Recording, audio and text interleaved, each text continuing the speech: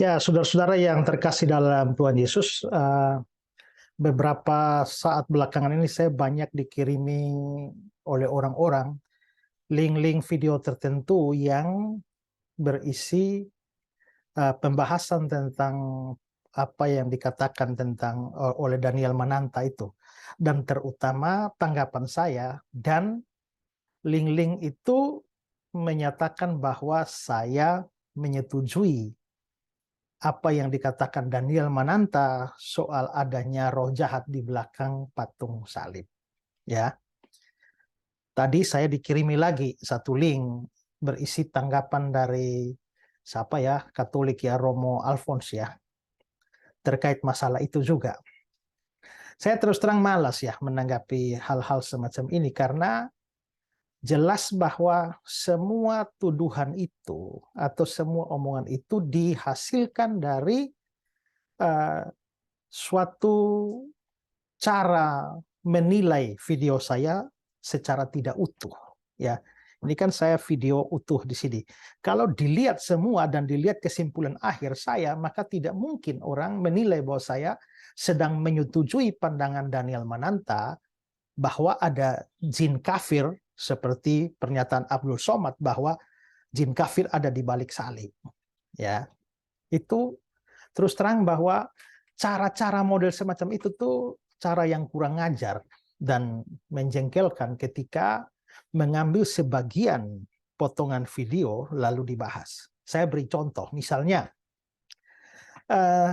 saya pernah mengungkapkan ajarannya, membahas ajaran Erastus Sabdono ya, yang uh, mengatakan ya bahwa Allah punya anak itu tiga ya, itu Yesus, lalu Lucifer, lalu apa gitu loh ya.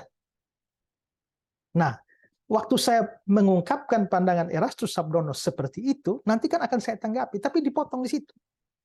Sehingga menimbulkan kesan bahwa sayalah yang mengajarkan bahwa Allah itu punya anak tiga, Adam, Yesus, lalu Lucifer.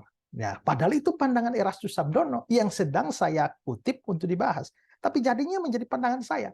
Lalu orang mulai menghujat saya, kritik saya, ajaran aneh dan sebagainya. Nah, itu pernah ada seperti itu. Ya.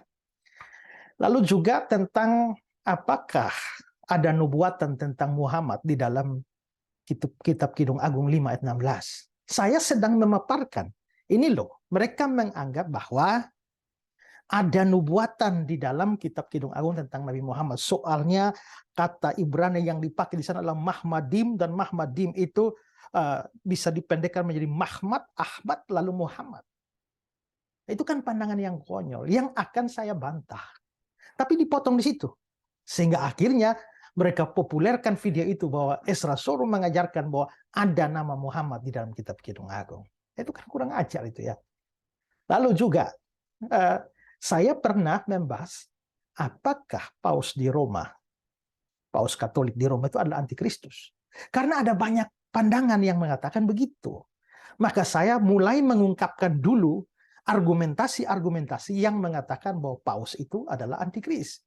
Pandangan ini begini, buktinya begini, dari ayat ini, lalu macam-macam. Nah, setelah saya paparkan semua pandangan itu, baru saya bantah di belakang, membantah seluruh argumentasi yang sudah saya omong, dan sampai pada kesimpulan bahwa anggapan bahwa Paus di Roma itu adalah antikristus itu anggapan yang salah. Itu penafsiran yang tidak benar.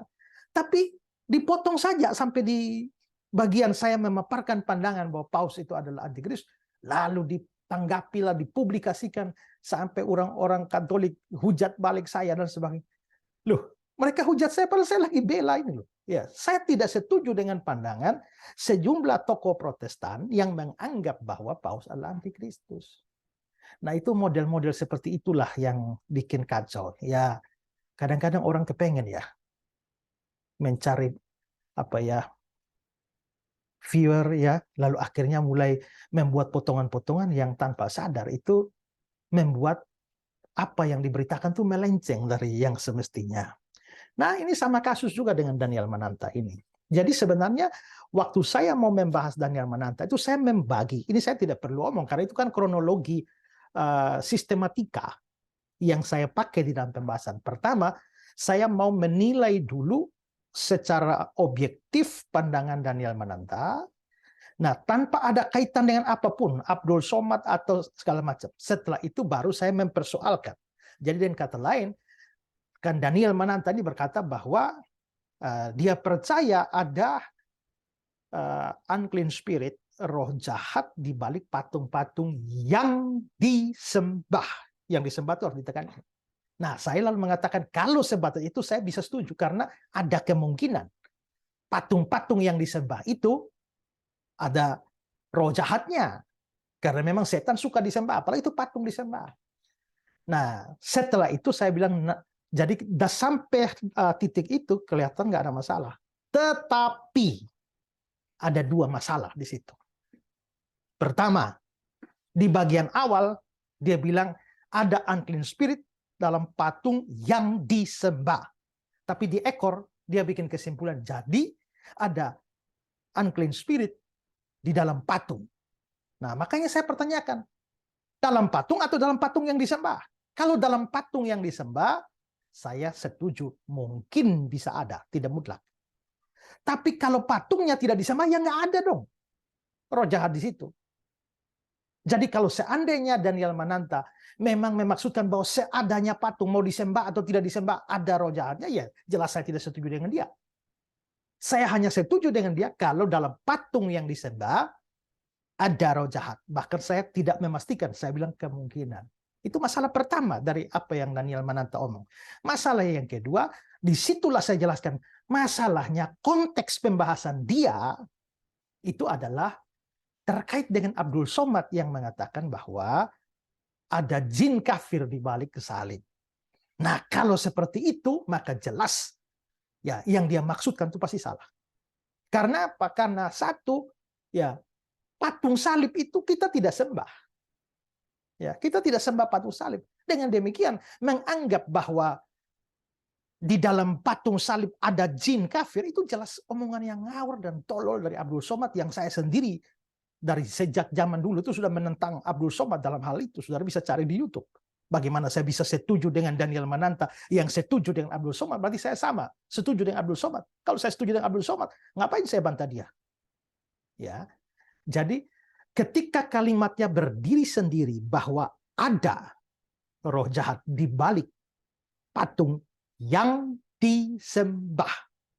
Kalau itu mungkin. Nah, pada titik itu saya setuju. Tapi begitu diperluas kepada seadanya patung yang tidak disembah, maka saya jadi tidak setuju. Apalagi kalau itu dihubungkan dengan patung salib, seperti yang diomong oleh si Somad itu, maka jelas apa yang dikatakan itu menjadi salah. Karena konteks.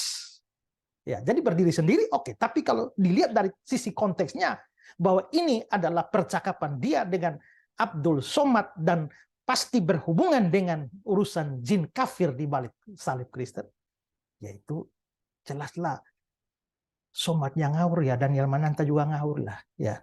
Jadi kalau saudara melihat secara utuh pembahasan saya, saudara tidak bisa bikin kesimpulan bahwa Pendeta Ezra Soru setuju dengan Daniel Mananta bahwa ada unclean spirit di balik patung salib. Tidak, ya. Jadi itu sebenarnya kesimpulan yang ngawur lah ya. Saya sebenarnya malas menanggapi begini, tapi ya mungkin tanggapan semacam ini juga perlu juga bagi beberapa orang. Ya sudah, ini tanggapan saya. Jadi saya tetap sama sekali tidak setuju patung salib tidak disembah di dalam Kristen, ya. Dan karenanya tidak ada jin kafir lah atau roh jahat di balik patung salib itu. Patung itu hanya simbol sajalah. Kita juga orang Kristen tidak menyembah patung itu, ya. Jadi tidak usah membuat kesimpulan yang aneh-aneh lalu membuat tanggapan yang panjang lebar seolah-olah saya memperkeruh suasana lah apa segala macam. Tidak. Kalau saudara ikut semua pembahasan saya dari awal terakhir dan memahami kronologi dan sistematika pembahasan saya, saudara tidak akan berkesimpulan seperti itu, ya, kecuali bodoh, ya, atau sengaja memanfaatkan itu untuk demi konten, ya, atau demi viewer saja, ya. Oke, itu saja klarifikasi dari saya. Semoga klarifikasi ini bermanfaat untuk beberapa orang. Oke, Tuhan berkati saudara semua. Ya.